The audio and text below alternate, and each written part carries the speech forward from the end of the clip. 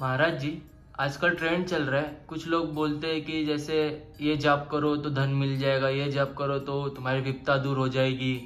तो क्या ये सच है? श्री सीताराम। देखो, धन कमाना एक अलग रास्ता है और जाप करना एक अलग, दोनों अलग अलग है। देखो, जाप से कोई अगर धन कमाता तो बताओ, वो इतने दुनिया में साधु संत है, सुबह से लेकर शाम तक जाप ही कर रहे हैं, पूरे भारत की अर्थव्यवस्था उनके पास होनी चाहिए। कहाँ है ऐसा? नहीं। आजकल लोग ये बाबा लोगों के पास जाना, ये सब पूछना, उसका रीजन अलग है। आज पॉपुलेशन बढ़ गई है, काम धंधा, पॉपुलेशन बढ़ने से अपने काम धंधा तो कम ही हो जाएगा, उसके वजह से बेरोजगारी बढ़ रही है और हर इंसान डिप्रेशन का शिकार हो रहा है। अब डिप्रेशन में उसको जहाँ भी जाना पड़े, कहाँ भी माथा रखना पड़े तो रखेगा जरूर, उसके वजह से उसकी वो दुर्दशा होती है। देखो, धन कमाने के लिए कर्म ही करना पड़ेगा। कोई जाप, कोई तप, कोई साधना करके धन नहीं आएगा।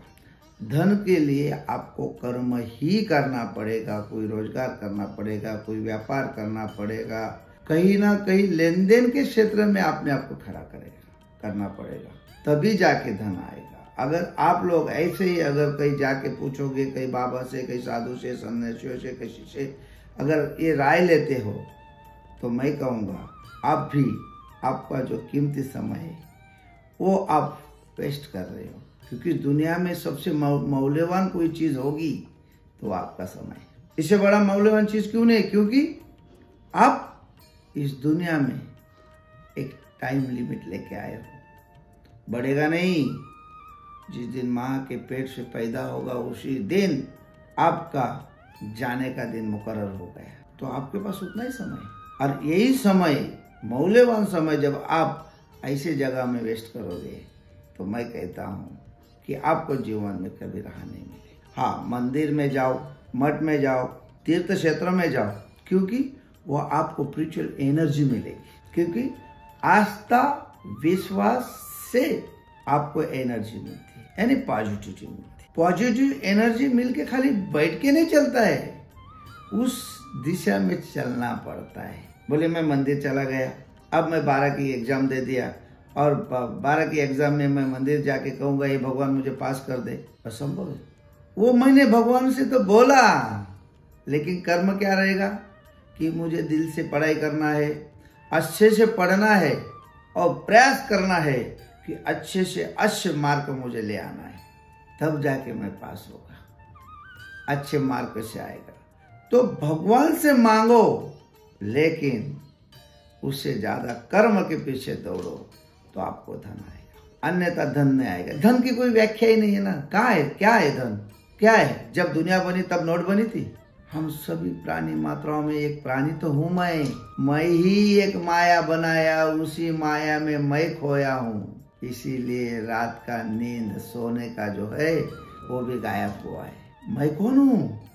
मैं यहाँ पे आया हुआ, इस पृथ्वी पे आया हुआ एक यात्री हूँ और यात्रा की परिसीमा तय हो चुकी है, खाली आपको पता नहीं है वो दिन कौन सा है, लेकिन टाइम आपके पास संक्षिप्त है।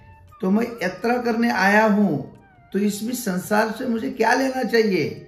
मैं जाने के बाद भी या कहीं ट्रैवल करने कई लोग आने वाले हैं, कई जीव जंतु प्राणी फिर से आने वाले हैं, तो ये निसर्ग उनके लिए कैसा सुरक्षित रखा जाए, ये संसार उनके लिए किसा सुसंस्कृत बनाया रखा जाए। क्योंकि मैं चला भी गया तो कोई बड़ी बात नहीं, लेकिन आने वाला व्यक्ति सुख और समृद्धि के साथ इस धरातल पे जीना चाहिए, ये हमारी सोच होनी चाहिए। आज लोग इस चीज में बहुत परेशान है, काम नहीं चल रहा है, धंधा नहीं चल रहा है, तो कहीं ना कहीं कुछ ना कुछ अपना टोना टोटका करता है। वो एक विषय अलग है, मैं उसके बारे में अगले प्रवचन में आपको विस्तार से कहूँगा। नींबू बांधना, नारियल बांधना, धागा लगाना, विभूति देना एक अलग विषय है, वो अलग जर्नी है, उतना समय है नहीं। आजकल कोई ज्ञान दे भी रहा है, सच दे भी रहा है, तो सुनने वाले के पास भी तो समय नहीं है, वो भी कहाँ सुनता है। अगर उसने कोई वीडियो देखा, उसको लगा देखना सुनना चाहिए, क्लिक करेगा और आगे निकल जाएगा, तो ये समय किसी के पास नहीं।